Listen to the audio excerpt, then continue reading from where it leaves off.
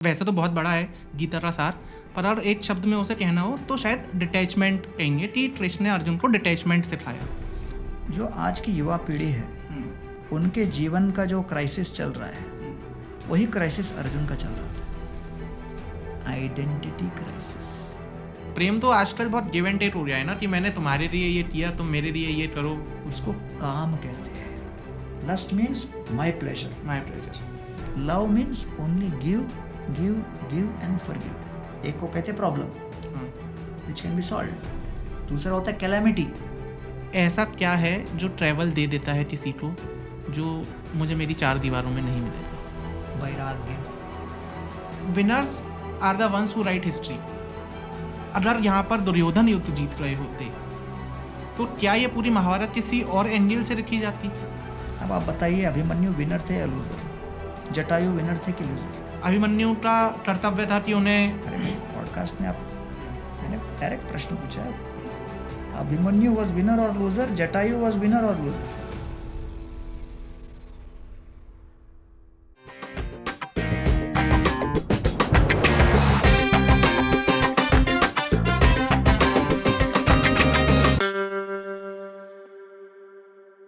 तो मैं डायरेक्ट शुरू करता हूँ। एक चीज़ है जो मुझे हमेशा ऐसा लगता है कि किसी भी चीज़ को ना कहने का और किसी भी चीज़ को हाँ कहने का एक वर्ड है मन।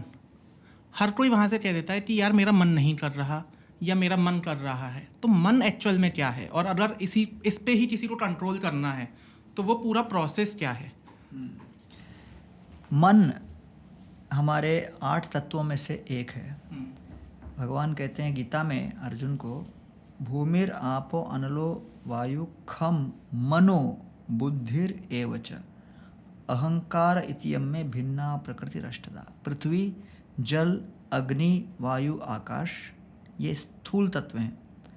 मन, बुद्धि और अहंकार ये सूक्ष्म तत्व है। स्थूल तत्व मतलब वो जिससे हमारा शरीर मिलके बना है। हाँ, स्थूल मीन्स ग्रॉस, जो दिखता है, इसको हम स्पर्श कर सकते हैं, अनुभव कर सकते हैं। सूक्ष्म अर्थात वो जिसको हम पकड़ नहीं सकते लेकिन अनुभव करते हैं। तो इसमें आ गया मन, बुद्धि और अहंकार। ये तीन, अंग्रेजी में इसको कहते हैं सटल बॉडी। Subtle body. और हिंदी में इसको कहते हैं सूक्ष्म देह। ठीक है ना? तो मन जो है इसका कार्य क्या है? अच्छा, प्रोसेस कैसे चलता है? हाँ। रसगुल्ला है, गुलाब जामुन है, आँखों से मैंने उसको देखा, तो फिर वो जो चित्र है रसगुल्ला और गुलाब जामुन का, वो मेरे आँखों के अंदर से गया। फिर मन के अंदर क्या पैदा होता है? इच्छा और द्वेष। हाँ। तो या तो उसको पाने की इच्छा, या कोई घृणात्मक वस्तु है तो उसको नहीं चाहिए करके द्वेष। इसको कहते हैं अंग्रेजी में एक्सेप्टिंग और रिजेक्टिंग। तो जैसे ही हमने देखा, अच्छा गुलाब जामुन है, इच्छा हुई, तो अब बुद्धि का कार्य आता है, उसको मैं कैसे पाऊँ? हाँ। तो या तो मैं खरीदूंगा उसको पैसे दे के, या तो बनवाऊंगा, या फिर अपने घर के किचन में रखा है तो उसको कैसे जाके लूँगा। अच्छा, ये हो गया बुद्धि। अब आता है कि कोई डायबिटिक है। हाँ। डॉक्टर ने कहा है कि मीठा नहीं खाना, गुलाब जामुन से 100 मील दूर रहना। लेकिन आ गया है वो 1 मीटर दूरी पे गुलाब जामुन के। अब उसका द्वंद्व शुरू होता है मन और बुद्धि के बीच। इंद्रियों ने तो इनपुट दे दिया कि मन तो है, इंद्रियों ने इनपुट दिया। अब मन कह रहा है खाऊं, और बुद्धि कह रहा है हे डॉक्टर साहब का याद नहीं क्या? अरे 1000 रुपये खर्च करके कंसल्टिंग किया था, ये दवाइयों का लिस्ट पड़ा हुआ है, और दवाइयों के पहले कहा कि भाई ये सब बंद करो फिर दवाई काम करेगा। तो बुद्धि अपना डायलॉग बोल रहा है, मन कह रहा है नहीं नहीं बकवास है, फिर कब चांस मिलेगा, लास्ट ही तो है। तो ये माइंड इंटेलिजेंस डायलॉग शुरू हो जाता है अंदर। पर हमेशा ऐसा होता है ना कि आपका मन आपकी बुद्धि को ओवर पावर कर जाता है। मतलब बहुत सारे केसेस में कि आपका मन आपकी बुद्धि को ओवर पावर कर गया, और आप फिर वो गुलाब जामुन है या कोई और चीज़ है, आप वो ही करते हो, आप ज़्यादा अपनी बुद्धि की नहीं सुन पाते। This is the point. इसलिए तो आपने मुझे बुलाया अपने पॉडकास्ट पर, जिससे लोग समझें कि बुद्धि को जो है उपवास करा के बिठा के सुला दिया है, उसको कैसे जगाओ।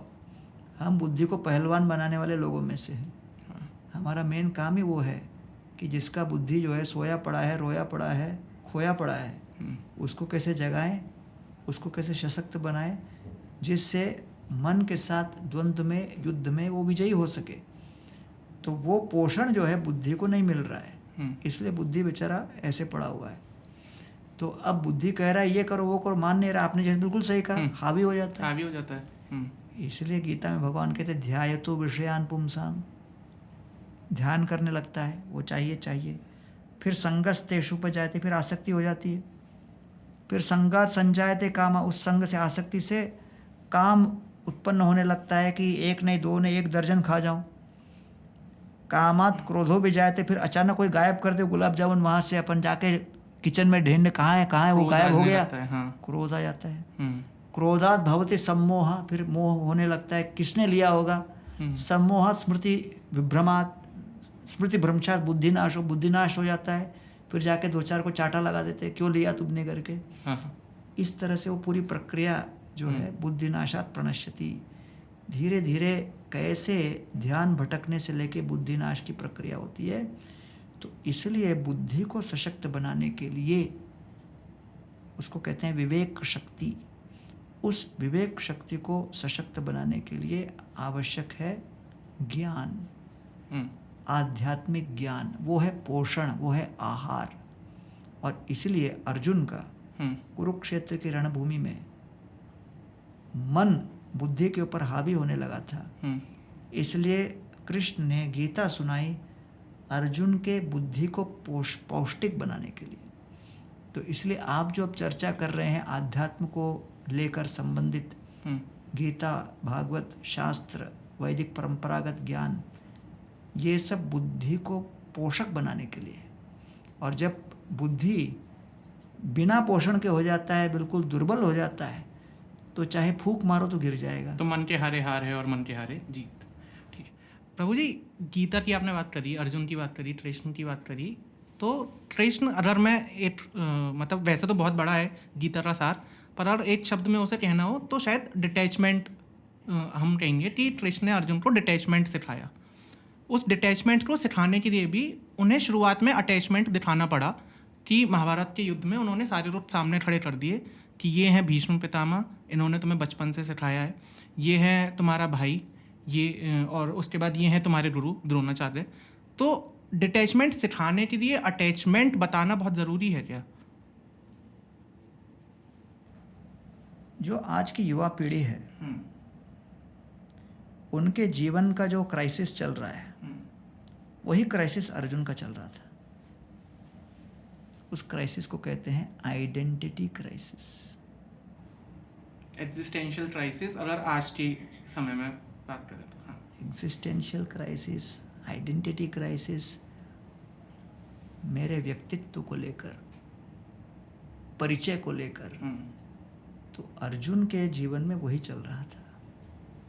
पहले वो आए अस्त्र शस्त्र और सेनाओं को लेके, आइडेंटिटी क्लियर था, मैं योद्धा हूँ, मैं युद्ध करूँगा। अचानक कृष्ण भीष्म द्रोण प्रमुखता सर्वेक्षाम च महिक्षिताम उवाच पार्थ पश्येताम।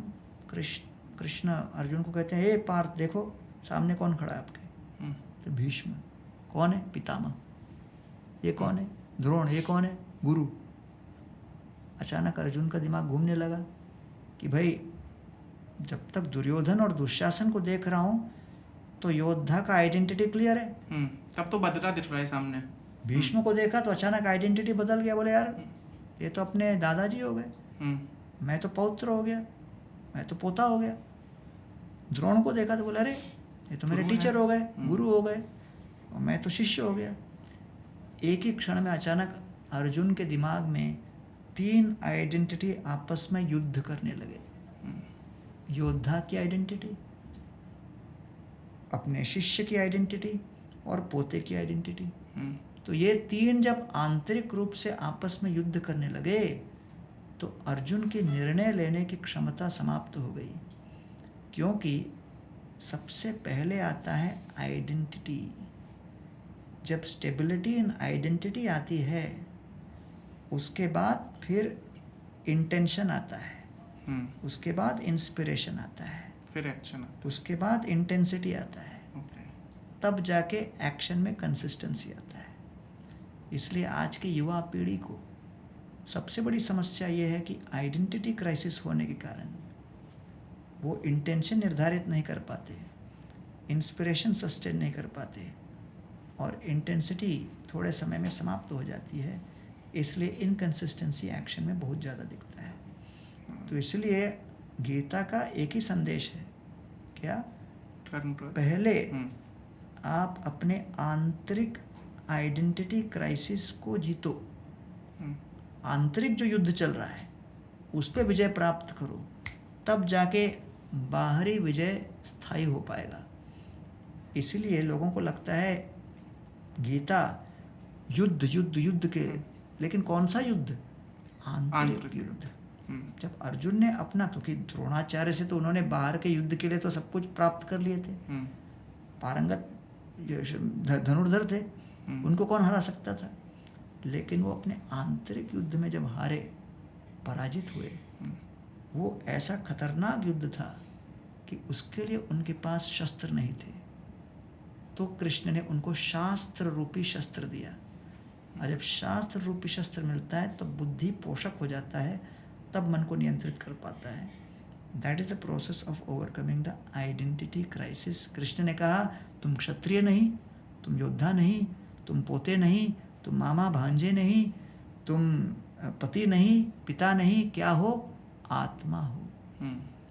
इसलिए सारे अन्य विविध आइडेंटिटीज से परे एक हम सबकी कॉमन आइडेंटिटी है, व्यक्तित्व है, उसको कहते हैं आत्मा, जो सनातन है, और ईश्वर सनातन है।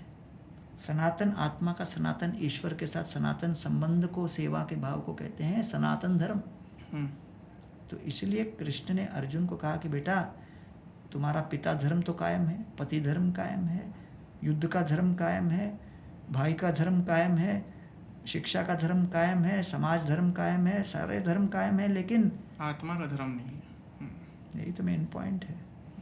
तो उस धर्म को लेकर जो भी ज्ञान है आज हमारे औपचारिक शिक्षा प्रणाली में नहीं बचा, इसलिए हम जैसे संस्थाओं को आकर लोगों के सामने अलग अलग रूप से प्रकट करना पड़ता है। जो चाइल्ड एजुकेशन होना चाहिए वो अभी एडल्ट एजुकेशन बन चुका बाय फोर्स ऑफ सिचुएशन। जो 3-4 साल की उम्र में सीखना आरंभ होना चाहिए, वो व्यक्ति 20-22 साल की उम्र में पॉडकास्ट और इसके माध्यम से सुनना सीखना स्टार्ट करता है, तो कन्फ्यूजन तो टाइम लगेगा ना निकलने के लिए। प्रभु जी, आपने बात करी कि आत्मा, और हर इंसान, हम सब के अंदर जो चीज़ कॉमन है वो है आत्मा, और आत्मा है ईश्वर का अंश। तो अगर आत्मा ईश्वर का अंश है तो हम सब ही भगवान हुए। तो जब कोई ख़राब केस हम सुनते हैं, चाहे वो कोलकाता का रेप केस हो, चाहे वो दिल्ली का रेप केस हो, चाहे चोरी डकैती या कुछ भी, या मैं किसी को गाली भी दे रहा हूँ, मेरे अंदर तो एक ईश्वर है। तो मेरे अंदर का ईश्वर वो सारी चीज़ें मेरे ऊपर इतना हावी कैसे होने देता है कि मेरे कर्म खराब हो जाते हैं? एक है समुद्र, जिसमें जल का मात्रा आप जानते हो, बहुत अधिक मात्रा में जल है, जिसे नापा नहीं जा सकता। उस समुद्र से अगर एक बूंद निकालूं तो गुणात्मक रूप से तो उस बूंद के अंदर वही सारे लक्षण और गुण हैं जो समुद्र के जल में। Qualitatively it is same, quantitatively minute. मतलब ममैवांशो जीवलोके जीवभूत सनातन। भगवान कहते हैं सारे जीव मेरे ही अंश हैं। समझ रहे ना? मान लीजिए सूर्य का प्रकाश, वो भी प्रकाश है, लेकिन ये बल्ब का प्रकाश, लेकिन मात्रा में फर्क है कि नहीं?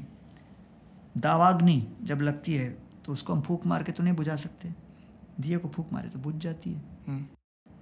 उसी प्रकार गुणात्मक रूप से हम ईश्वर के अंश हैं, लेकिन अंश और पूर्ण मात्रा में शक्ति में एक जैसे नहीं है।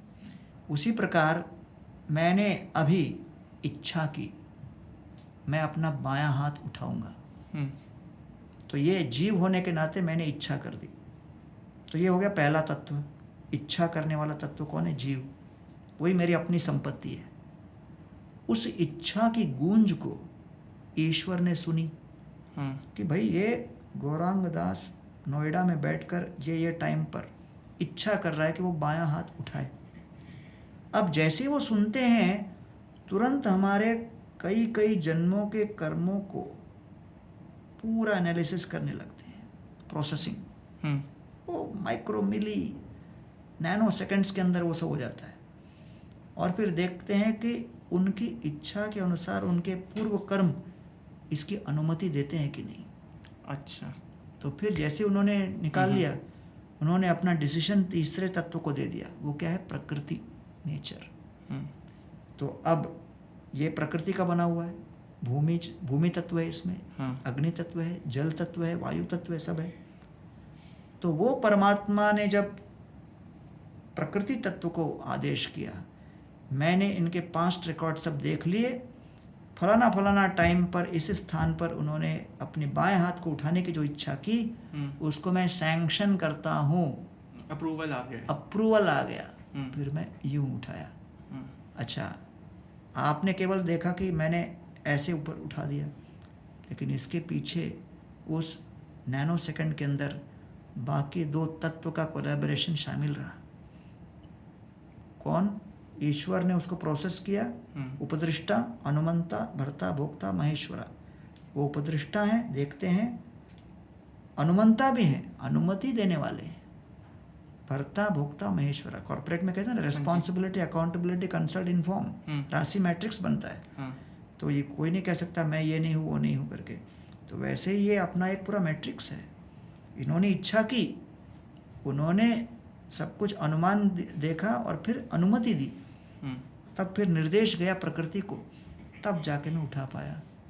हो सकता है आगे एक दिन आए कि वो कर्म मेरे ना हो, फिर मैं कहूँ मेरी इच्छा है मेरी बाएं हाथ को उठाऊं, लेकिन ईश्वर देखते नहीं, आपका वो कर्म अभी नहीं रहा। तो फिर प्रकृति को अनुमति नहीं देते। फिर डॉक्टर के पास जाते तो डॉक्टर कहते हैं शब्दों में पैरालिसिस बोल देते उसको। डॉक्टर ने शब्द लिख दिया पैरालिसिस, लेकिन गीता के दृष्टिकोण से वो क्या है कि हमको अब उस कर्म को पूर्ण करने की, अपनी इच्छा को पूर्ण करने की अनुमति नहीं मिली। तो ये फिलॉसफिकल दृष्टि से ये है, डॉक्टर के दृष्टि के पैरालिसिस है। इस प्रकार जीव इज द डिजायरर डूअर, इच्छा करने वाला करता है। ईश्वर अनुमति देने वाले, he is the permitting doer और द सैंक्शनिंग डूअर, और नेचर, प्रकृति, इज द फैसिलिटेटिंग डूअर। तो ये तीनों के समन्वय से हर क्षण हम लोग का हर कार्य चल रहा है।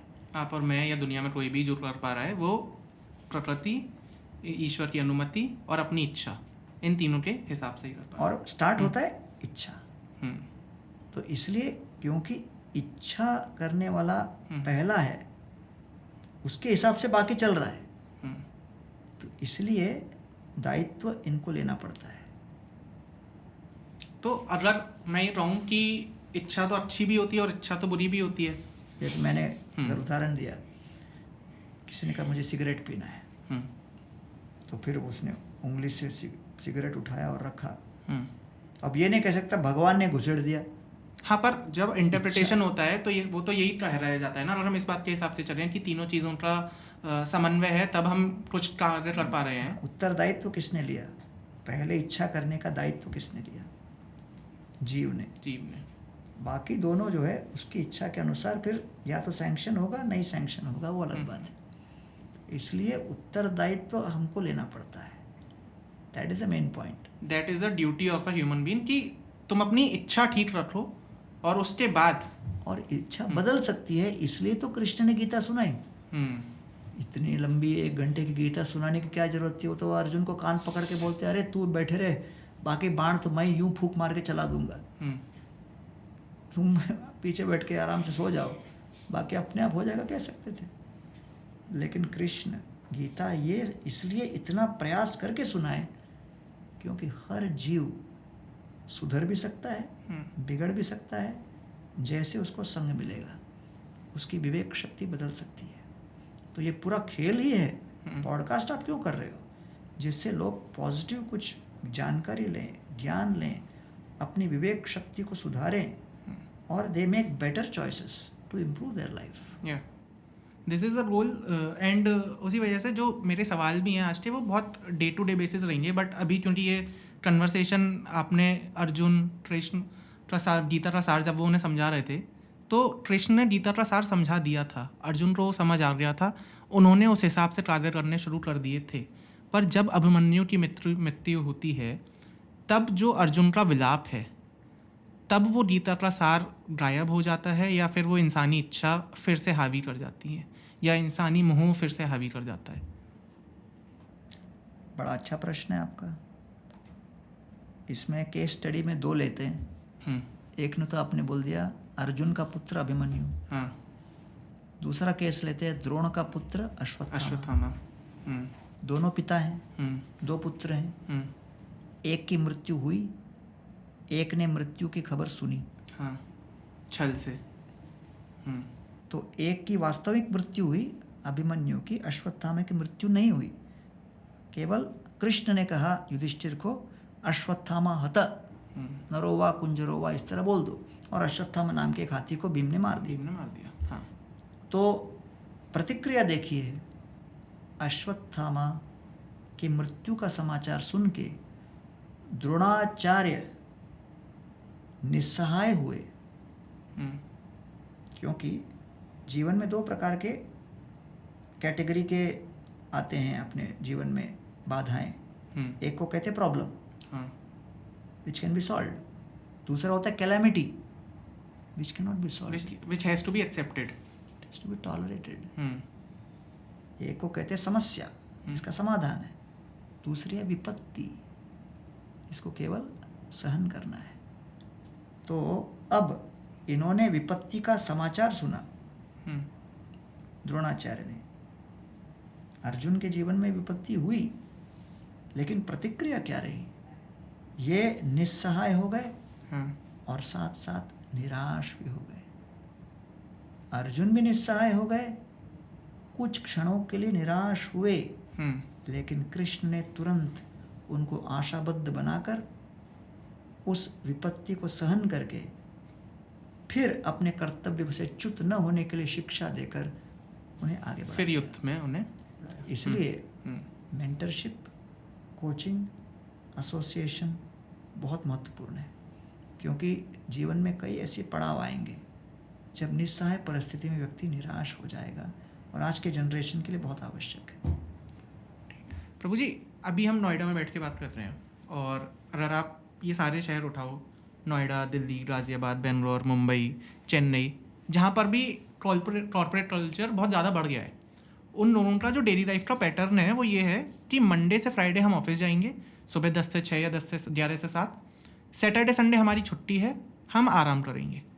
तो गीता में जिस धर्म की बात हो रही है, अगर कोई कॉर्पोरेट लाइफ में है और कोई कॉर्पोरेट कल्चर में है जिसका एक बेसिक दिन का रूटीन है, उसकी जो आसपास की ड्यूटीज़ हैं, माँ बाप, भाई बहन, यार दोस्त, जिन्हें वो शायद उनके साथ वो रह रहे हों, शायद मेरे जैसे लोग हों जो उजड़े हुए हैं कहीं और से, वो अपने माँ बाप के साथ नहीं रह रहे हों, तो ऑन अ डेली बेसिस हमारा क्या धर्म है या हमारा क्या कर्तव्य है जिसे हमें फॉलो करते ही रहना चाहिए?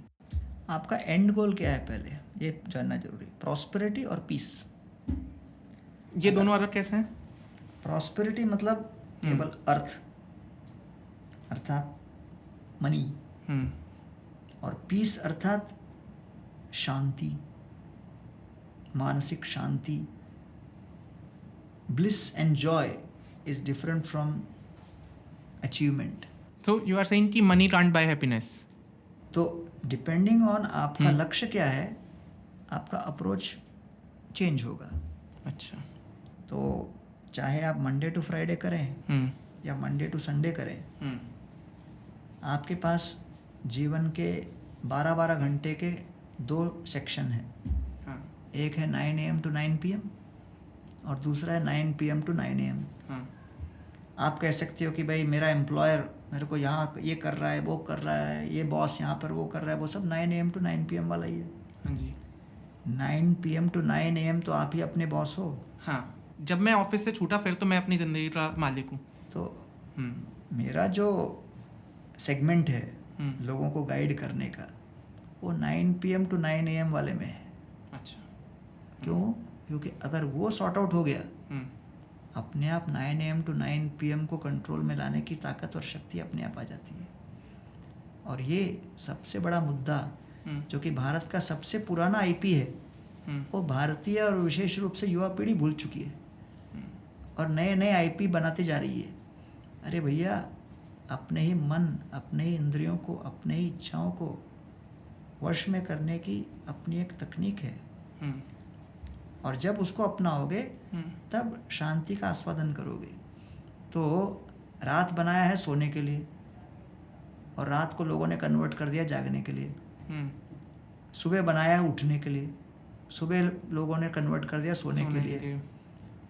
उठने के बाद सबसे पहले बनाया है कि शौच के बाद प्रार्थना के लिए, लोगों ने उसको कन्वर्ट कर दिया उठते तक सोशल मीडिया और सब कुछ देखने के लिए।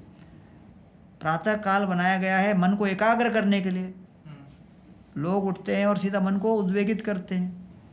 तो भाई, अगर आपके हाथ में बेस्ट का बेस्ट नया आईफोन जो चल रहा है, अभी क्या है लेटेस्ट आईफोन 16, हाँ आईफोन 16 आपके हाथ में आ गया, स्टोर से लेके आए, बोले आईफोन लाया, उसका पटका उसको उठा के नीचे, धड़ धड़ धड़ टूट गया, उसको फिर पटका, पटक पटक के चूर कर दिया। और फिर एप्पल कंपनी को दावा करते हो, क्या तुम लोगों ने मेरे को क्या आईफोन दिया है, साला चल भी नहीं रहा है, ये वो टूटा हुआ है ये। तो वो कहेंगे भैया आपने उसका प्रयोग कैसे किया? बोले नहीं, मैं तो पटका था। बोलो मैनुअल में ऐसा लिखा था क्या? तो वैसे ही ये शरीर, मन, इंद्रियां, उसको एक प्रकार से डिज़ाइन किया गया है। एक मैनुअल बनी हुई है इंसानी शरीर की, जो हमें, जो आपने बताया कि या तो सुबह उठना है, रात में समय से सोना है, सात्विक खाना खाना है, और ये सारी चीज़ें। अगर यही मैनुअल को अगर आपको थोड़ा सा और डिटेल में बताना हो, जो शायद से अब एक तरीका तो वो भी है कि मैं पहाड़ों पे चला जाऊं और वहाँ पे जाके ध्यान न रहूं, पर अगर मुझे अपने डेली जीवन में वो मैनुअल सही करनी है, मैनुअल को मानना है, वो मैनुअल के थोड़े से पॉइंट्स बताओगे आप मुझे?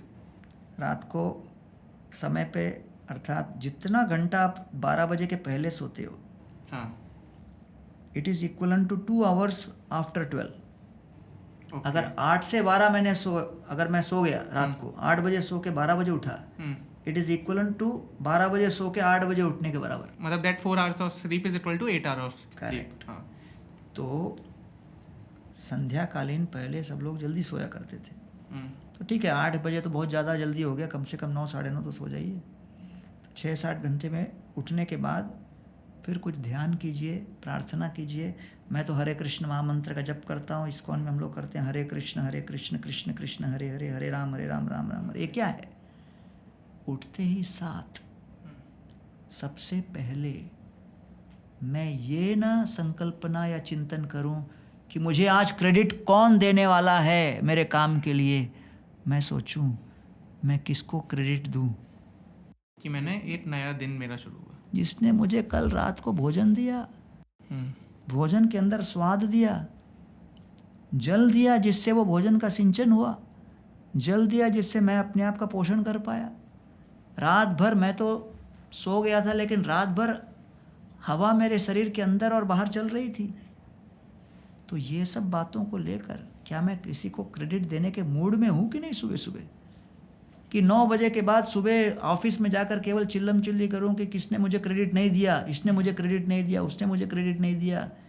अरे भाई, थोड़ा समय क्रेडिट उनको भी दो और दूसरों को भी दो। प्रभु जी, आप जो बात कह रहे हो, कॉर्पोरेट में या फिर किसी भी ऑफिस में जितनी समस्याएं हैं वो ज़्यादातर ये क्रेडिट को लेके ही हैं, और जो ऑफिस पॉलिटिक्स का एक कल्चर बन गया है वो भी इस वजह से है कि मुझे मेरा क्रेडिट मिल गया तो शायद से मैं थोड़ा सा ऊपर पहुंच जाऊं। तो उसी को तो मैं बोलता हूँ प्रार्थना कहते हैं उसको। हमारे बड़े घर पे कहते थे ना, सुबह उठ के प्रार्थना करो। वो प्रार्थना क्या है? वो ऐसे संस्कार हैं जब उठकर हम ईश्वर को क्रेडिट दें और बड़े बूढ़ों को क्रेडिट दें। जितने माता पिता और बाकी संबंधी हैं, शिक्षक हैं, समाज में इतने लोग हैं, घर पर लोग आके दूध आपको सप्लाई करके जा रहे हैं, कोई ये करके जा रहा है, वो करके जा रहा है, घर पे सफाई रखने वाले लोग हैं।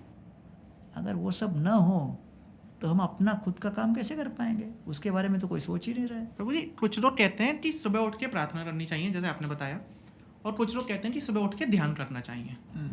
अब प्रार्थना और ध्यान का जो फ़र्क है, एक तो मुझे वो समझना है, और उसका एक फॉलो अप क्वेश्चन ये भी है कि अगर जब कोई ध्यान की जर्नी की तरफ जाता है, वो एक दिन सुबह 5 बजे उठा, उसने ध्यान लगाने की कोशिश करी, तो शायद से शुरुआत में हमारा दिमाग उतनी जल्दी वो जो फोकस हम सोचते हैं कि मैं आँख बंद करूँगा और मैं जाप करूँगा तो मुझे मिल जाएगा, वो नहीं मिल पाता। तो अगर कोई शुरुआत में ध्यान की तरफ भागना चाह रहा है तो वो कहाँ फोकस करे? और जैसे, क्योंकि डिस्ट्रैक्शन बहुत है, कभी दिमाग में कोई ख्याल आ रहा है, कभी कुछ आ रहा है, कभी घर के बारे में, कभी फैमिली के बारे में, कभी गर्लफ्रेंड के बारे में, या किसी और चीज़ के बारे में। तो जब वो सारे डिस्ट्रैक्शंस आते हैं, उस समय उन सबको बंद करके दोबारा से ध्यान की तरफ अपने दिमाग को लगाना, वो एक चीज़ है जो शायद आज का यूथ अगर ट्राई भी करता है ध्यान लगाना तो वो नहीं कर पाता। तो ध्यान और प्रार्थना का फर्क, और जब ध्यान नहीं लगा पाता है इंसान तो उस समय पे हमें क्या करना चाहिए या फिर कैसे उसे कंटिन्यू करना चाहिए, ये 2 चीज़ें हैं जो मुझे समझनी है आपसे। कृष्ण को अर्जुन ने यही प्रश्न पूछा कि मन के 4 लक्षण हैं हे कृष्ण। चंचलम ही मन कृष्ण प्रमाति बलवदृढ़ तस्याहम निग्रहम मन्ये वायोर इव सुदुष्करम। अर्जुन कहते हैं, हे कृष्ण, मेरे अंदर इतनी ताकत है कि मैं उड़ते हुए बवंडर को भी नियंत्रित कर लूं, लेकिन मैं अपने मन को नियंत्रित नहीं कर पाता, क्योंकि मन के अंदर पहला चंचलम, चंचल है, प्रमाथी, पागल है, सुनेगा नहीं, बलवत, बहुत शक्तिशाली भी है। अगर व्यक्ति चंचल भी है, पागल भी है, बलवान भी है और दृढ़म अर्थात स्टबन, जिद्दी, तो ये तो 4 in 1 कॉम्बिनेशन हो गया, डेडली। तो अब इसको कैसे मैं नियंत्रित करूं?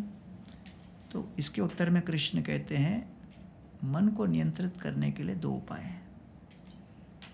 अच्छा, इंग्लिश में अगर देखो, the mind makes a certain problem appear in 3 ways।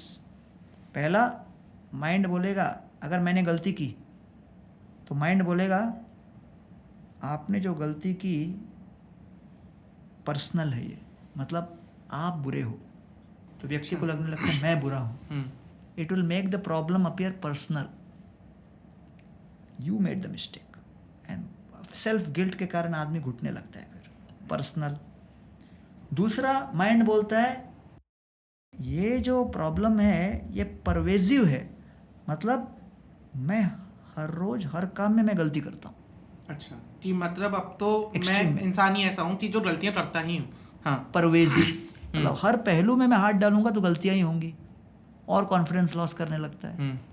तीसरा, माइंड बोलता है ये तो ऐसी गलती तूने कर दी, परमानेंट है ये, अच्छा, कभी सुधर ही नहीं सकता।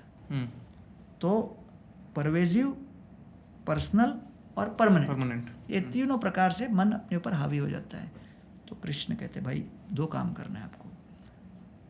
असंशयम महाबाहो, सबसे पहले अर्जुन ऐसा कह रहे हैं तो कृष्ण के लिए क्या है, मन को नियंत्रित करना, कुछ भी नहीं।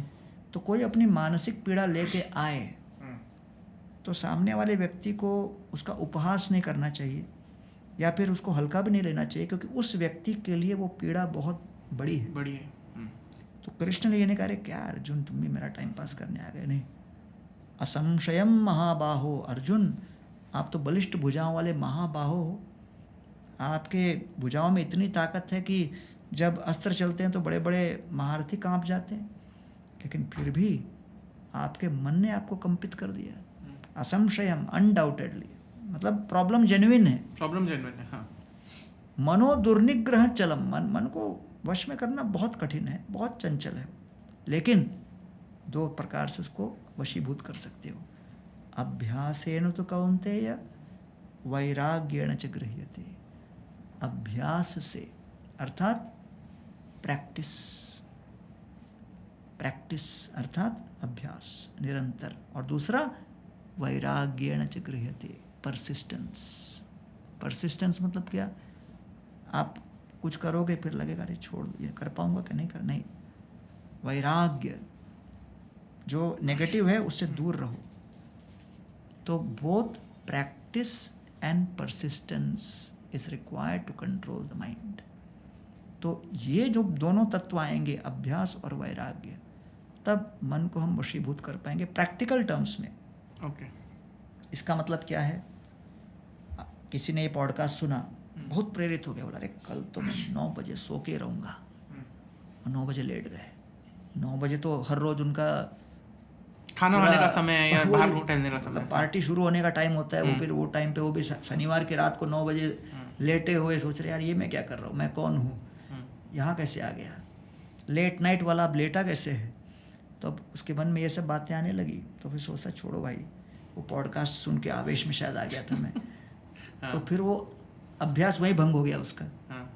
तो उसको जो है प्रैक्टिस मतलब 2 दिन 4 दिन, तो और स्टार्टिंग में बहुत क्रांतिकारी भी नहीं बनना है।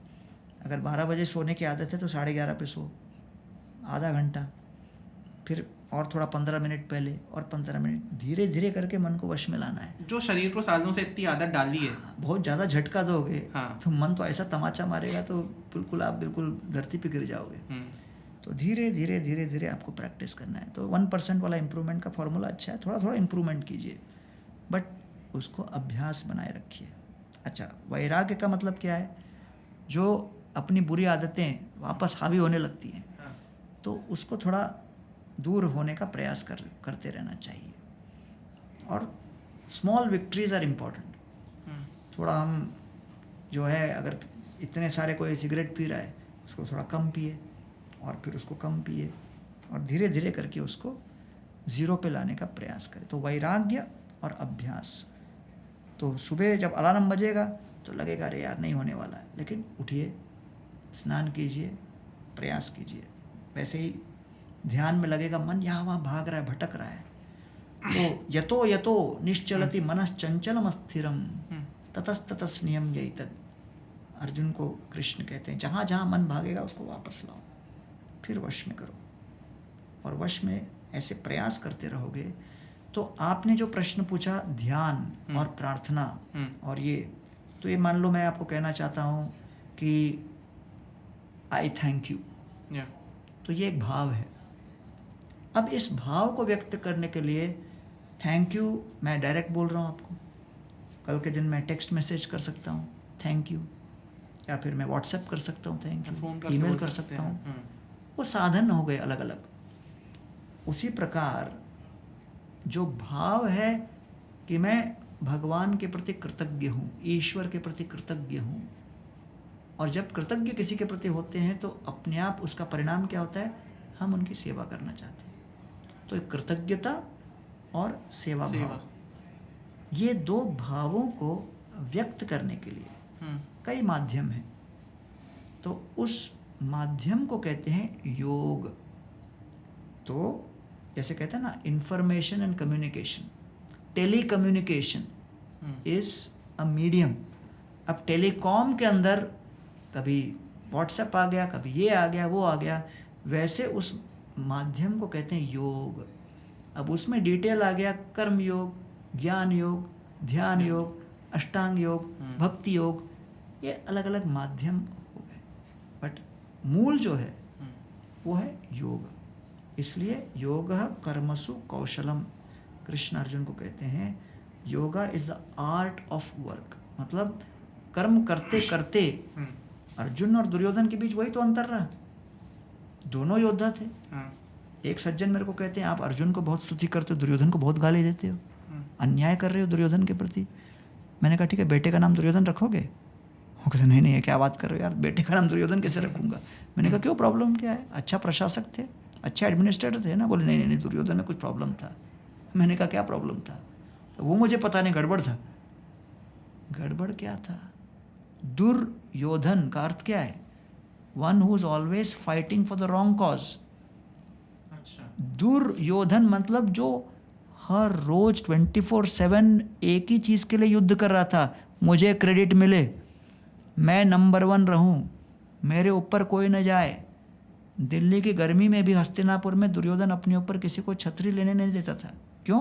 मेरे ऊपर कोई नहीं हो सकता, इंक्लूडिंग अम्ब्रेला। ये Which is a non-living object. ये ऑब्सेशन था उसका, टू बी ऑन टॉप। तो दुर्योधन युधिष्ठिर को 5 गांव देने से क्यों मना किया? It was a conflict of giving credit, कि भाई 5 भी अगर दे दिया, युधिष्ठिर इतने लोकप्रिय हैं कि पूरी दुनिया आके बस जाएगी। वेरस अर्जुन, वो हर बात के लिए निमित्त मात्र भव सब साचिन। कृष्ण कहते हैं भाई तुम मेरे निमित्त बनो, और अर्जुन कहते हैं बस मैं आपका निमित्त बनूंगा। तो एक भगवान को क्रेडिट दे रहे हैं और दूसरा क्रेडिट खुद ले रहे हैं, और हर उस क्रेडिट को पाने के लिए दुनिया के साथ युद्ध करने के लिए तैयार है। तो यही तो संघर्ष है। तो प्रार्थना का अर्थ क्या है? कि हम सुबह उठकर, हमारे पास चॉइस है, क्या मैं दुर्योधन वाले मार्ग पे चलूं या अर्जुन वाले मार्ग पे चलूं? तो महाभारत आज भी हम सभी के जीवन में 24/7 जीवंत है। It is live, it is up to our choices. Our choices will make our voices. Prabhu ji, इसमें ना अभी आपने जो कि दुर्योधन और अर्जुन की बात करी, तो थोड़ा हाइपोथेटिकल और थोड़ा कंट्रोवर्शियल अगर मैं ऐसे पहले ही बताना चाहूँ कि winners are the ones who write history. तो अगर यहाँ पर दुर्योधन युद्ध जीत रहे होते तो क्या ये पूरी महाभारत किसी और एंगल से रखी जाती? अब आप बताइए, अभिमन्यु विनर थे या लूजर? जटायु विनर थे कि लूजर? अभिमन्यु का कर्तव्य था कि उन्हें अरे भाई, पॉडकास्ट में मैंने डायरेक्ट प्रश्न पूछा है। अभिमन्यु वॉज विनर और लूजर, जटायु वॉज विनर और लूजर? मेरी निगाह से अभिमन्यु का जो कर्तव्य था उन्होंने पूरा किया, और जटायु का जो कर्तव्य था उन्होंने पूरा किया। विनर और लूजर आप बताइए ना। विनर। इसका अर्थ क्या है कि हम कौन से इंटेंशन से कार्य कर रहे हैं। अच्छा, वो एक बहुत इंपॉर्टेंट तत्व है। तो 4 इंटेंशन के लेवल होते हैं।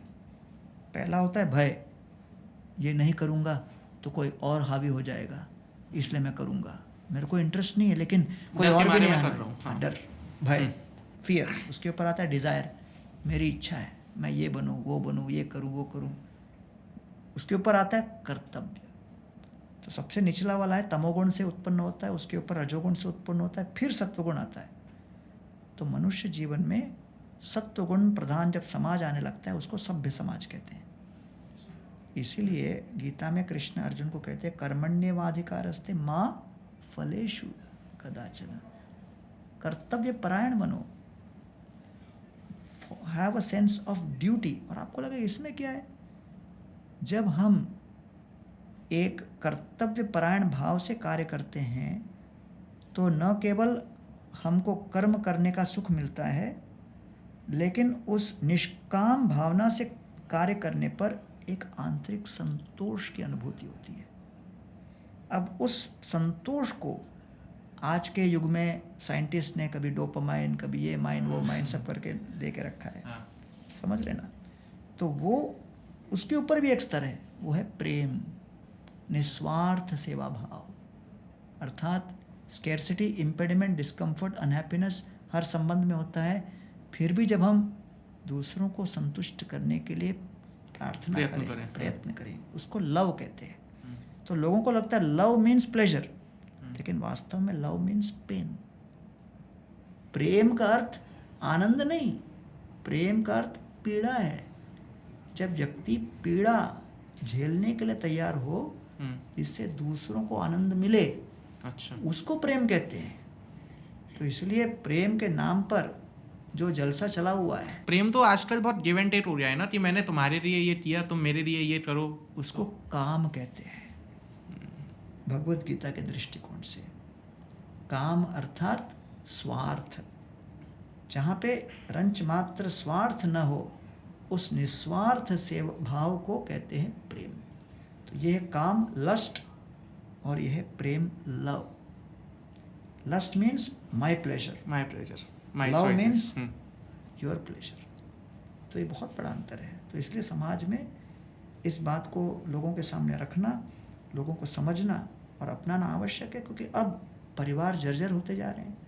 संबंध स्खलित हो चले जा रहे हैं। सब singular family and that to live in apart from their parents. क्योंकि संबंध के अंदर वो प्रेम का फैक्टर कम होता जा रहा है और व्यवसाय का फैक्टर, क्योंकि गिव एंड टेक व्यवसाय मृत्यु। Business means give and take, love means only give give give and forgive. तो ये दोनों के बीच अंतर जानना आवश्यक है।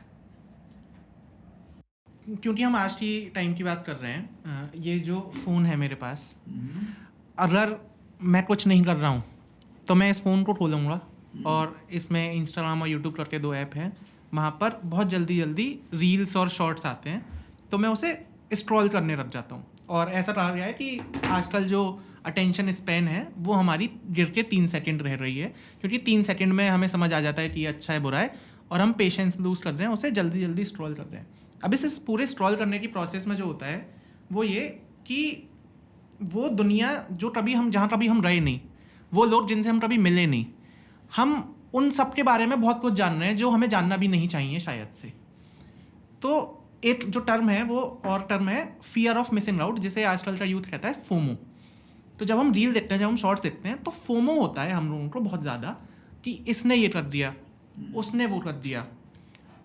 और ये ऐसा नहीं है कि मेरे साथ हो रहा है, मेरे पापा भी आजकल खाना खाने के बाद रील देखते हैं, मेरे बॉस भी खाना खाने के बाद रील देखते हैं। जब कोई कुछ नहीं कर रहा है तो वो रील या यूट्यूब शॉर्ट्स पे बैठा हुआ है और देख रहा है। ये मैं जनरल कोई स्टडी नहीं है ऐसी, पर एक मैं जनरल अजम्पशन मानना चाहूँगा, क्योंकि मेरे आसपास के लोग ऐसे हैं।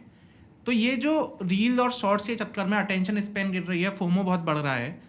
अगर इन लोगों को अपना अटेंशन स्पैन बढ़ाना हो, और ये जो कॉन्स्टेंटली हमें रखता रहता है कि हम किसी ना किसी चीज़ पे छूट रहे हैं, हमें फियर ऑफ मिसिंग आउट हो रहा है, या उसने वो कर दिया, हमने क्यों नहीं किया, अगर हमें इस सब से बचना है तो ये तो रहेगा हाथ में, इसे तो आज की तारीख में हटा नहीं सकते, क्योंकि बिजनेस, काम धंधा सब इसी पे है। तो फिर इसके रहते रहते हम वो कैसे कर पाए? मैं तो पुराना वाला डम फोन वो यूज कर, ये हमने बहुत टाइम बाद देखा है, पता है आपको? ये आजकल क्योंकि आप आए हो आज स्टूडियो में तो ये आपने निकाल दिया, और जब आप नीचे भी यूज़ कर रहे थे तब भी मैंने देखा, पर ये आजकल है नहीं किसी के पास।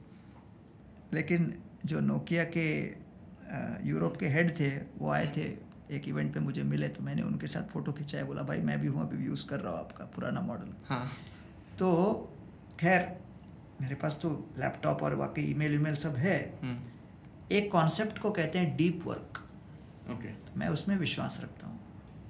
डीप वर्क का अर्थ क्या है कि जिस समय जो काम करना हो उस पर पूरा ध्यान देकर उसको फिनिश करो। तो जब मैं ईमेल्स देखता हूँ तो एक साथ सारे ईमेल्स में उसको प्रोसेस करता हूँ, है कि नहीं? लोग बहुत बार बोलते हैं व्हाट्सएप ग्रुप बनाएंगे, व्हाट्सएप पे भेज देंगे। मैंने कहा भाई अपने काम करने की प्रक्रिया होनी चाहिए जिससे शांति से हम हर चीज़ को देख सकें और रिकॉर्ड रख सकें। हो सकता है कई लोग इसमें बहुत एक्सपर्ट होंगे, लेकिन मैं अपना बता रहा हूँ। इससे क्या होता है कि आप जब किसी के साथ बात कर रहे हो या कुछ कर रहे हो तो आप उसको पूरा अटेंशन दे पाते हो। फिर जब काम करने की बात आती है उसमें अटेंशन दे पाते हो, क्योंकि आपने जो कहा ऐसे ऐसे ऐसे ऐसे भागने का, वो एक संस्कार बन जाता है। वो संस्कार है आज की तारीख में। वो बेचैनी है, वो उस समय आपने 10-15 मिनट तक उस बेचैनी को पाल लिया। आपको लगा कि फ़ोन आपने रख दिया, लेकिन वो बेचैनी आपके अंदर घुस गया, और फिर आप दूसरा भी कुछ कर रहे हो तो वो बेचैनी आपके पीछे सताता रहता है। इसलिए ये तो स्मार्टफोन लोगों के पास रहेगा, इसमें तो कोई दो राय नहीं। लेकिन अब कैसे आप लॉन्ग कंटेंट, आप वीडियो देख सको और उससे कुछ इम्पॉर्टेंट बातें अपने जीवन में उतारने के लिए कर सको, और जब आप खुद कार्य के क्षेत्र में हो तो हर एक कार्य को जितना अटेंशन देना चाहिए वो देकर करो। वो एक इम्पॉर्टेंट संस्कार है, हैबिट है। उसको अगर खो दिए तो बहुत शीघ्र आपका मन रफ्तार में बढ़ता चला जाएगा, क्योंकि मन is in a state of increasing entropy. उसका केओस, रैंडमनेस बढ़ता जाएगा। वो केओस है हमारे दिमाग में आजकल। इसलिए तो मैं सुबह उठकर जो प्रार्थना और ध्यान की बात कर रहा हूँ, और रात को समय पर सोना और समय पे उठना, ये सब मानसिक स्वास्थ्य के लिए कुछ नॉन नेगोशिएबल बातें हैं। अगर मैं कहूँ कि भाई कल से मैं 30-40 चपाती खाऊंगा और दिन में 8 बार खाऊंगा और कम से कम 2-4 किलो रसगुल्ला, गुलाब जामुन खा जाऊंगा, कितना दिन चलेगा, क्योंकि शरीर के पाचन की अपनी एक क्षमता है। उस क्षमता के ऊपर अगर मैंने कुछ भी भोजन किया, उसका आफ्टर इफेक्ट शरीर को झेलना पड़ेगा। जैसे शरीर आपका एक अंग है, वैसे मन भी आपका एक अंग है। अब मन का कितना डेटा संभालने का और हैंडल करने का, पचाने का अपना एक ताकत है। तो दिन में मन इतना ही डेटा हैंडल कर सकता है। उसके ऊपर आपने मन के ऊपर डाला, वो 40-50 चपाती खाने के बराबर हो गया। और आप बोलो मेरे मन के अंदर पाचन नहीं हो रहा, ये नहीं हो रहा, मेरी मेंटल हेल्थ ठीक नहीं है, मुझे डिप्रेशन हो रहा है, मुझे एंजाइटी है। ये कॉमन टर्म्स है जो आजकल हम लोग यूज कर रहे हैं। It is nothing but indigestion of the mind. तो आप अगर किसी व्यक्ति को देखते हो जो आपके सामने चपाती का इतना ढेर ला के बैठता है और एक एक करके खाता चला जाता है, आपको लगता है कुछ अबनॉर्मल है। चावल का इतना बड़ा पहाड़ बना के वो खाने लगे, आदमी छुप जाए चावल के पहाड़ के पीछे, आपको लगेगा ये तो अबनॉर्मल है। लेकिन जो व्यक्ति ये बैठ के यू 2 घंटा 4 घंटा करता है, सबको लगता है हम सब नॉर्मल हैं। हाँ, क्योंकि मानसिक रूप से आपकी ने उसके ऊपर चावल का पहाड़ चढ़ा दिया, वो जो दिख नहीं रहा है आपको। वो चावल का पहाड़ है, बहुत सारे रोट, और उसके पीछे हूँ मैं, और मैं अपने आप को खो चुका हूँ क्योंकि वो पहाड़ बहुत बड़ा है। ठीक है प्रभु जी, एक डायलॉग है मूवी में, क्योंकि हम यूथ की बात कर रहे हैं, कि एक पिक्चर आई थी ये जवानी है दीवानी, और उसमें डायलॉग था कि मैं उड़ना चाहता हूँ, मैं दौड़ना चाहता हूँ, मैं गिरना भी चाहता हूँ, मैं बस रुकना नहीं चाहता। तो ऐसा क्या है जो ट्रैवल दे देता है किसी को, जो मुझे मेरी 4 दीवारों में नहीं मिलेगा? देखिए, गंगा देवी भी ऐसी है, उन्हें कोई रोक नहीं सकता। चलती है गंगोत्री से, गोमुख से, उसके बाद पूरे गंगा की जो बे ऑफ बंगाल तक पहुंचती है, तब तक कंटिन्यूस चलती चली जाती है। बीच में कितने पहाड़ आते हैं, कितने बड़े बड़े पत्थर चट्टान आते हैं, कितने डैम्स बीच में आते होंगे, लेकिन वो चलती चली जाती है, वो अपना मार्ग ढूंढ लेती है। तो जीवन का अपना एक नियम ही इस तरह से है कि इस ऊर्जा को कोई रोक नहीं सकता। अच्छा, आध्यात्म की दृष्टि से देखा जाए तो ट्रैवल, उसको भी कहते थे यात्रा। और लोग जाते थे सालों साल की यात्राओं पे, तीर्थ यात्रा। सबसे पहले यात्रा क्या सिखाता है? वैराग्य। क्योंकि आप कहाँ जाओ, वहाँ पर क्या रहने को मिले, क्या खाने को मिले, इसमें काफ़ी अनिश्चितता होती है। तो आप अपने कंफर्ट जोन से दूर चले गए। दूसरे, आप अपने शरीर को और मन को अलग अलग प्रकार के क्लाइमेटिक कंडीशंस में डाल रहे हो, तो फिर आपको उसको झेलने की ताकत होनी चाहिए, तो सहनशीलता बढ़ती है। तीसरे, भगवान ने इस सृष्टि में कितनी विविधता बनाई है, उस विविधता को देखने का एक अवसर मिलता है और आपके अंदर कौतूहल उत्पन्न होता है कि इतना विविध, कि अरे हम भी मनुष्य, ये भी मनुष्य, लेकिन ये कितने अलग हैं हमसे। हमारे यहाँ पर भी पशु पक्षी हैं, यहाँ पर तो बिल्कुल अलग है। तो एक दृष्टि से, तत्व की दृष्टि से देखा जाए, you get a chance to appreciate the lord's variety, कि भाई हमारा कितना बड़ा परिवार है। और चौथा, आपके अंदर इन सभी विविधता के अंदर एक एकता देखने की शक्ति भी मिलती है, to see unity in diversity, कि हम सब अलग हैं, संस्कार अलग हैं, भाषाएं अलग हैं, रहन सहन अलग हैं, भोजन के तरीके, तौर तरीके अलग हैं, लेकिन जब मैं मुस्कुराता हूँ, उसे भी अच्छा लगता है, वो मुस्कुराता है, हमें भी अच्छा लगता है, भावनाएं वही हैं। अगर मैं कुछ अप्रिशिएट करूँ, उनको कुछ कृतज्ञता व्यक्त करूँ, उनके हृदय को छूता है, वो हमें कुछ कहे, हमारे हृदय को छूता है। तो इतनी विविधता के बीच कई समानताएं तो वही हैं। तो we begin to see that at the end of the day we get the ability to see the common factor.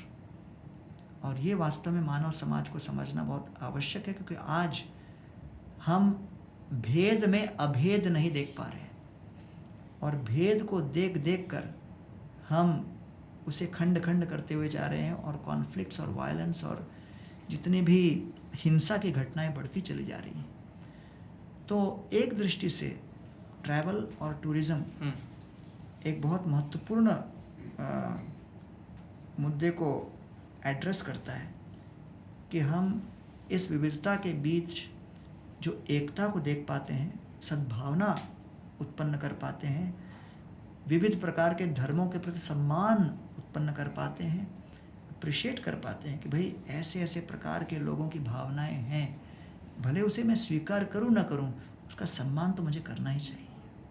क्योंकि आप अपने कंफर्ट जोन में हैं भी नहीं, तो आपके पास शायद कोई ऑप्शन भी नहीं है कि आप उसका सम्मान ना करो, और ट्रैवल फिर आपको वो सिखा देता है कि आप सम्मान करते हुए चलें। प्रभु जी, मेरा एक सेगमेंट है हमारा जहाँ पर कुछ ओपिनियन है, वो हम आपको पर्ची उठानी है और आपको बताना है। पर उससे पहले मेरा एक आखिरी सवाल जो है वो ये है कि मैं ऐसा हमेशा से सुनता हुआ आया हूँ, मुझे नहीं पता इसमें कितनी सच्चाई है कितना गलत है, कि इंसानी जन्म जो होता है वो 84,000 योनियों में पैदा होने के बाद होता है। तो मैं मान लूँ कि इसके बाद अगर मैं ख़त्म होऊंगा तो मैं शायद चींटी, कुत्ता, बिल्ली, जानवर, जो अलग तरीके के जानवर और जो भी बाकी योनियाँ हैं, मैं उन सब में जन्म लेने के बाद दोबारा से इंसानी जन्म लूँगा। क्या ये ठीक है? देखिए, और एक इसका फॉलोअप क्वेश्चन पूछ लीजिए आप पूरा, कि अगर मैं 84,000 योनियों में ही पैदा हो रहा हूँ, तो फिर रिकार्नेशन क्या है, पुनर्जन्म क्या है? तो ये 2 क्वेश्चन है मेरे। मान लीजिए आप अभी 10वीं में हो और जो है कोई आपके पिता को पूछे कि भाई आपका बेटा अभी 12वीं के बाद क्या करना चाहिए, और बोले मेरा तो है कि मेरा बेटा तिहाड़ जेल न जाए, येरवाड़ा जेल न जाए, सांगली जेल में न जाए, और ये जेल में न जाए, वो जेल में न जाए, ये जो है मेरा सबसे बड़ा गोल है। अगर कोई ऐसा बोले तो बोले यार ये कैसा एम्बिशन लेके बैठे हैं, अपेक्षा क्या करेंगे? पिता बोले अरे मैं सोचता हूँ मेरा बेटा IIT जाए या IIM जाए या MIT जाए या हार्वर्ड जाए या यहाँ जाए या वहाँ जाए। तो मनुष्य जीवन प्राप्त करने के बाद हम लोग आध्यात्मिक ज्ञान को अपनाकर हमें महत्वाकांक्षी होना चाहिए कि हमें आगे ऊपर कैसे इस बंधन से मुक्त होकर हम आध्यात्मिक जगत की ओर अग्रसर हों। न तद् भाषयते सूर्यो न शशांको न पावक यद् गत्वा न निवर्तन्ते तद्धामम परमम मम। तो जैसे आज के तारीख में 12वीं में लड़का SAT की तैयारी करता है, IIT की तैयारी करता है, पोस्ट ग्रेजुएशन के समय UPSC की तैयारी करता है, महत्वाकांक्षी है, वैसे ही मानव जीवन को प्राप्त करके हमें भी आध्यात्मिक रूप से जागरूक होकर महत्वाकांक्षी होना है कि हमें अपनी आत्मा को उत्थान की दिशा में ले जाना है। और कुत्ता, बिल्ली, चींटी वगैरह सब पहले हो चुका है, जो भी हो चुका है, अभी समझ जाएं कि वहाँ नहीं जाना है। लॉ अबाइडिंग सिटीजन जानता है कि मुझे ये नहीं करना, वो नहीं करना, जैसे जेल न जाऊँ, लेकिन 24/7 उसका मनन और ध्यान वो नहीं रहता कि मैं वहाँ न जाऊँ, उसका ध्यान पॉजिटिव के ऊपर रहता है। उसी प्रकार देहिनोस्मिन यथा देहे कौमारम यौवनम जरा तथा देहांतर प्राप्तिर धीरस्तत्र न मुह्यति। भगवान गीता में कहते हैं आत्मा बचपन से यौवन, यौवन से वृद्धावस्था। अब आप अपने बचपन का फोटो अपने दोस्तों को दिखाओगे, कहते देखो मैं कितना छोटा था। अरे मैं छोटा था मतलब आपका शरीर छोटा था, लेकिन आप अपने आप को आइडेंटिफाई करो कि मैं वही था। तो आपके अंदर कोई वस्तु बदली नहीं, भले बहुत कुछ बदल गया, जो वस्तु नहीं बदली उसी को आत्मा कहते हैं। और मृत्यु के समय वही आत्मा तथा देहांतर प्राप्तिर धीरस्तत्र मुह्यति। मृत्यु के समय जो 65,000 बिच्छुओं के डंक के बराबर वेदना होती है, कष्ट होता है, जब आत्मा को शरीर से निकाला जाता है। जब आपका आईफोन आपसे कोई छीन लेता है तो आपको कष्ट होता है, तो शरीर को कोई खींच ले तो सोचो कितना कष्ट होगा। तो वो जो कष्ट है, उस कष्ट के बीच दर्द के समय अंतिम क्षण में जो विचार करेगा, अंत काले च माम एव स्मरण मुक्त्वा कलेवर, वैसा शरीर अगले जन्म में मिलेगा। ये पूरा सिद्धांत है सारे मंदिरों का, सारे आध्यात्मवादियों का, जितने भी योग पद्धति में लगे हुए हैं, सब प्लानिंग बना रहे हैं केवल वो लास्ट मोमेंट के लिए। जितना 4 साल की UPSC की तैयारी की, वो उस 1 घंटे के टेस्ट के लिए है। कोई कहेगा इतनी तैयारी क्यों कर रहे हो और 10-10 12 घंटे क्यों? वो 1 घंटे के लिए, अरे पागल हो गया, उस 1 घंटे के लिए क्यों इतने सारे घंटे बिता रहे? क्योंकि वो 1 घंटे के आगे मेरे लिए प्रॉस्पेक्ट्स ब्राइट हो जाते हैं। उसी प्रकार किसी को लगता है अरे तुम लोग ये भी नहीं करते, वो भी नहीं करते, ये भी नहीं करते, सब छोड़ छाड़ के हरे कृष्ण करे, क्यों भैया? वो एक लास्ट मोमेंट की तैयारी हम कर रहे हैं जिससे कि वो आपका 1 घंटे का पेपर है। प्रभु जी यहाँ कुछ ओपिनियन है जी, अगर आप इन्हें उठा के अपने ख्याल बताएंगे तो बड़ा अच्छा रहेगा। ठीक है।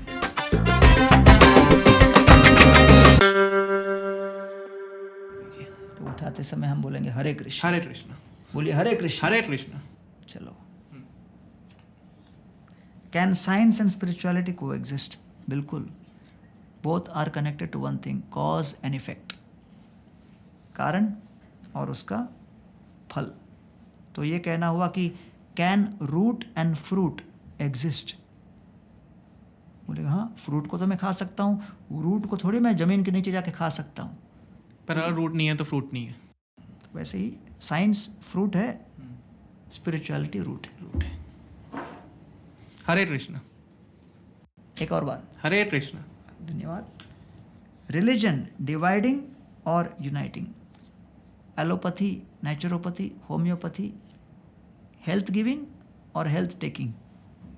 हेल्थ केयर सिस्टम से अब एलोपैथिक डॉक्टर आयुर्वेदिक डॉक्टर और नेचुरोपैथिक डॉक्टर के साथ झगड़ा करने लगे और वहाँ पे पेशेंट आईसीयू में अपने लास्ट कुछ आखिरी अंतिम सांस ले रहा है, तो फिर किसका लॉस है? पेशेंट का लॉस है।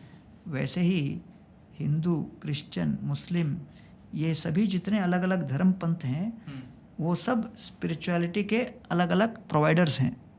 जैसे Ayurveda is a health care provider, allopathy is health care provider, naturopathy is healthcare provider.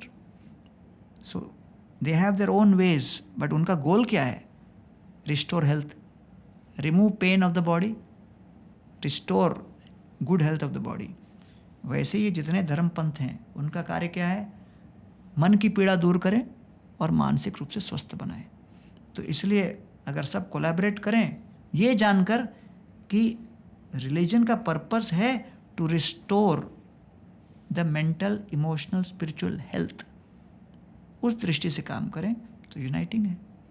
और जो एक्चुअल एक्सपर्ट एलोपैथिक प्रैक्टिशनर है वो कभी एक्सपर्ट आयुर्वेदिक डॉक्टर के साथ झगड़ा नहीं करता, मैंने कभी देखा नहीं। वो लोग सब जानते हैं कि हमारे अपने अपने बेनिफिट्स है, प्लस है, माइनस है, सब है। They have a interdependent model. So एक है इंडिपेंडेंस, एक है डिपेंडेंस, तीसरा है interdependence. So we should go for an interdependent model. उठाएं? हरे कृष्ण। हरे कृष्ण। चलिए। Ruined mental health in corporate culture. इस बारे में तो हम शायद बहुत बात कर चुके हैं, कर चुके हैं। हाँ। तो यही है कि थोड़ा समय इन्वेस्टमेंट न केवल मनी में करें, थोड़ा माइंड में भी करें। छोटी छोटी SIP मेंटल। प्रभु जी मेरे कुछ आखिरी सवाल हैं जो थोड़े स्टोन रिलेटेड हैं।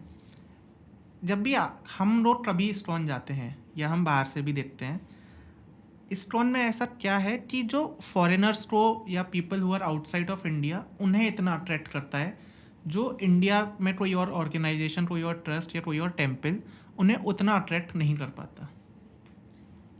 देखिए, सबसे पहले तो इस्कॉन जो है वो जैसे मैंने कहा एलोपैथी, आयुर्वेदा वगैरह, वैसे ही एक पंथ है वैष्णव पंथ।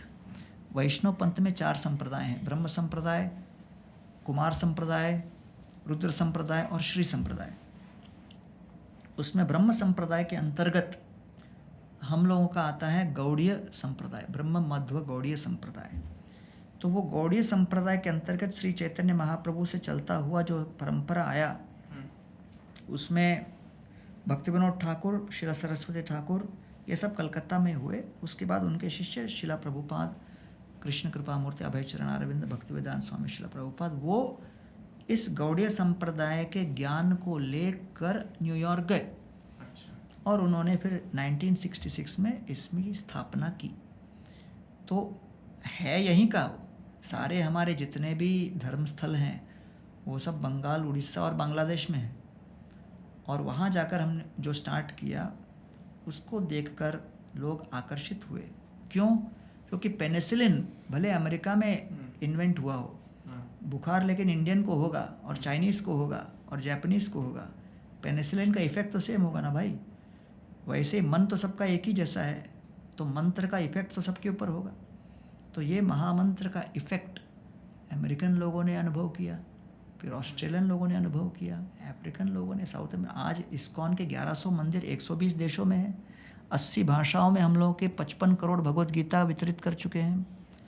तो अगर आप जानना चाहो कि सनातन धर्म का कैसे प्रभाव है, इस्कॉन के अंदर जो वैरायटी को देखकर आप भी हर्षित हो जाओगे, गदगद हो जाओगे कि भाई it is beyond any caste, creed, profession, background और एनीथिंग। ऐसे ऐसे जो स्टोरीज़ हम आपको बता सकते हैं अलग अलग देशों में, कि किस तरह रशिया में कम्युनिस्ट ज़माने में गीता को देखकर केजीबी अरेस्ट कर लेता था। कई केजीबी ऑफिसर्स आके छुप छुप कर बैठ के सुनते थे। एक छोटे से कमरे में 10 बाई 10 100 स्क्वायर फीट में 30-35 लोग बैठकर सीक्रेटली गीता सुन रहे थे कम्युनिस्ट ज़माने में।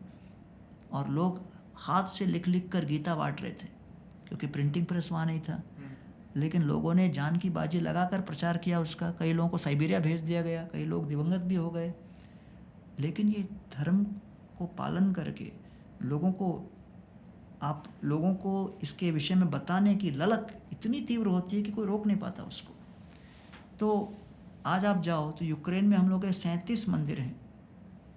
और 37 मंदिर में, एक मंदिर में जो कीव के मंदिर में भगवान के विग्रह हैं, उनको भी हमको रिलोकेट करना पड़ा, क्योंकि मंदिर के आसपास मिसाइल गिर रहे हैं। 20 हमारे भक्त दिवंगत हो गए इस यूक्रेन क्राइसिस के अंतर्गत। अब समस्या क्या है, हमारे रशिया में भी भक्त हैं, यूक्रेन में भी भक्त हैं, लीडरशिप दोनों जगह का सेम है। अब दोनों युद्ध में छिड़ गए, तो अभी बड़ा अजीब टाइप का कॉम्प्लिकेशन हो कि यहाँ के लोग वहाँ नहीं जा पा रहे, वहाँ के लोग यहाँ नहीं आ पा रहे। तो वास्तव में देखा जाए एक वैश्विक स्तर पर किस तरह मंत्र अर्थात मन के लिए दवा काम करती है, मंदिर मन के लिए अस्पताल किस तरह स्थायी रूप से कार्यशील है, इसको देखकर बड़ा ही अद्भुत एक आनंद आता है। खासकर क्योंकि मैं तो दक्षिण भारत के ब्राह्मण परिवार का जन्मा हूँ। मेरे माता की ओर से लक्ष्मी नारायण मंदिर कलपाती जो कि पालघाट में है, वहाँ के हम लोग पुजारी हैं। पिताजी की ओर से अलम नाम का स्थान है जो कि पालघाट में ही, वहाँ पर वरदराज मंदिर के हम लोग टेम्पल प्रीस्ट हैं। तो मैं तो देखा जाए तो परंपरागत टेम्पल प्रीस्ट फैमिली से हूँ। लेकिन मैं यहाँ रशियंस को देखता हूँ, यूक्रेनियंस को देखता हूँ, चाइनीज़ को देखता हूँ, जापानीज़ को देखता हूँ, अफ्रीकन्स को देखता हूँ, किस तरह से यही सनातन धर्म की पद्धति पूरा संदेश सब जगह फैल चुका है। एक आखिरी सवाल बस मेरा, कि आपने स्वामी प्रभुपाद जी का नाम लिया, इस्कॉन की जो फुल फॉर्म है उसमें एंड में आता है कृष्णा कॉन्शियसनेस। तो प्रभुपाद जी को ऐसा क्या ख्याल और ऐसा क्या विचार आया कि वो एक जो मिशन है कृष्णा कॉन्शियसनेस का, वो लेके वो सब जगह रहे और उस मिशन को इतना पॉपुलर बनाया, जो आपने इम्पैक्ट आज इस्कॉन का बताया कि वो वहाँ से शुरू हुआ।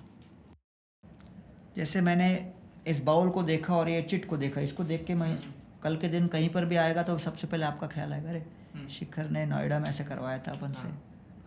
तो इसको देखा लेकिन आपका विचार आया क्यों? क्योंकि संबंध है आपके साथ। तो कृष्णा कॉन्शियसनेस मतलब, अगर मैं इसको देखूं तो मैं सोचूं कि कृष्ण की ऊर्जा है। भोजन करूं तो सोचो अरे ये चावल अगर भगवान धरती से नहीं उगाते तो नहीं होता था। तो जिस पहलू में मैं अपने जीवन में संपत्ति या विपत्ति देखूं, उसमें भगवान का चिंतन हो, इसी को कहते हैं कृष्णा कॉन्शियसनेस। तो इसलिए प्रभुपाद जी ने इसको एक वैश्विक स्वरूप दिया, क्योंकि कृष्ण अर्थात सर्वाकर्षक। आज के इन्फ्लुएंसर कौन है? जिनके अंदर 6 गुण हैं, या तो स्ट्रेंथ है, या फेम है, या रिचेस है, या ब्यूटी है, या नॉलेज है, या रिनंसिएशन है। ये 6 को कहते हैं भग। भग मतलब ऐश्वर्य। तो जिनके अंदर 100% असीमित मात्रा में ऐश्वर्य भग है, उसको कहते हैं भगवान। भगवान अर्थात जिनके अंदर असीमित मात्रा में स्ट्रेंथ हो, शक्ति। असीमित मात्रा में फेम हो, यश हो, असीमित मात्रा में रिचेस हो, धन हो, असीमित मात्रा में ब्यूटी हो, सौंदर्य हो, असीमित मात्रा में ज्ञान हो, नॉलेज हो, असीमित मात्रा में वैराग्य हो, रिनंसिएशन हो, कि इतना कुछ करके भी यदुवंशियों ने एक दूसरे को समाप्त किया, भगवान अपने परिवार को देख रहे विध्वंस होते हुए, वैराग्य। इतने सब लोगों को आप उन्होंने विध्वंस करने के बाद कुरुक्षेत्र में कहते हैं कृष्ण अर्जुन तुम सबको युद्ध करके मारो, तुम श्रेय लो, मैं केवल देखूंगा, वैराग्य। तो ये है भग, ऑपुलेंसेस, और जिसके अंदर पूर्ण मात्रा में उसको कहते हैं भगवान।